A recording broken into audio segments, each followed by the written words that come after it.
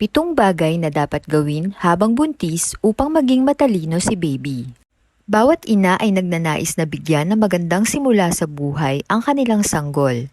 Ginagawa nila ang lahat para masiguro na malusog at masaya ang kanilang sanggol kahit bago pa ito isilang.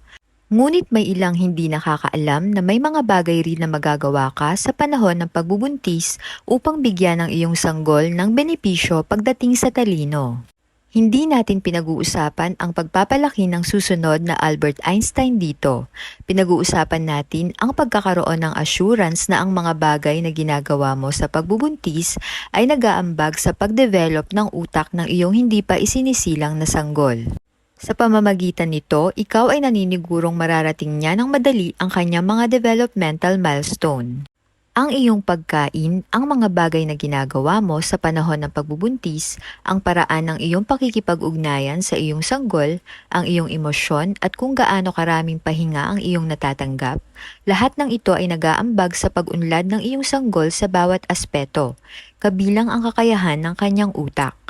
Malaking bahagi ng ugali at katalinuhan ng isang baby ay bunga ng kanilang genes, pero napakahalaga rin ng kanilang kapaligiran at mga karanasan sa buhay. Sa madaling salita, kalahati lang ng kanilang pag-uugali at katalinuhan ang mula sa genes, at ang kalahati ay nabubuo mula sa kanilang mga karanasan sa paligid nila.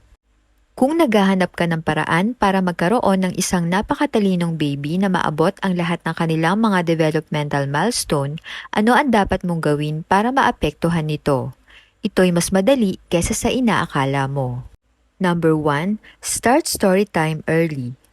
Ang pagbabasa ng kwento sa iyong anak bago matulog ay isang gawain na ginagawa ng maraming magulang. Pero alam mo ba na kung magsimula ka nito ng maaga, halimbawa ang pagbabasa ng mga kwento sa iyong baby bago pa sila isilang, ito ay makakatulong sa pagpapabuti ng kanilang kakayahan sa wika. Sa ikatlong trimester, malinaw na naririnig ng iyong baby ang tunog at maaari rin silang mag-memorize ng mga ito. Kapag mas madalas kang magbasa, mas lumalakas ito. Number 2. Exercise regularly. Ang regular na pag-exercise habang buntis ay may maraming benepisyo, hindi lang para sa iyo at sa iyong kalusugan. Ito rin ay maganda para sa talino ng iyong baby.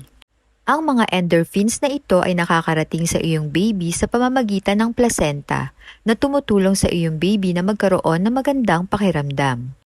Dagdag pa rito, ang ehersisyo ay nagpapabuti sa iyong sirkulasyon na napakabuti para sa pangkalahatang pag-unlad ng iyong baby.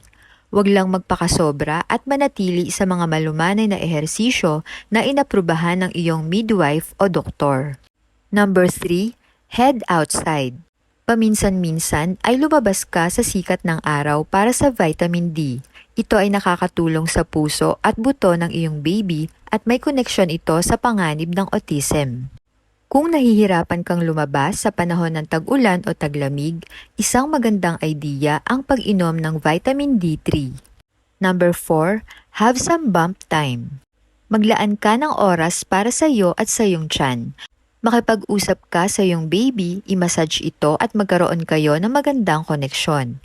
Sa oras na umabot na sa 20 weeks, maaaring simulan ng iyong baby na maramdaman ang mga kilos mo sa iyong tiyan. Magkakaroon ito ng magandang epekto sa kanila, nagpapadala ng tamang mga mensahe sa kanilang nervous system. Bukod dito, nagsisimula ng marinig ng iyong baby ang iyong boses mula mga 16 weeks.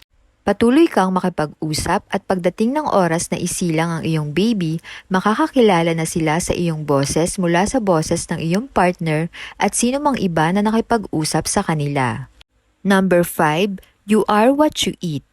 Siguruhin kumakain ka ng malusog at iba't ibang pagkain na mayaman sa mga bitamina at mineral para sa iyong baby at para sa iyo na rin, upang mabigyan sila ng mga sustansyang kinakailangan para sa pagdevelop ng utak.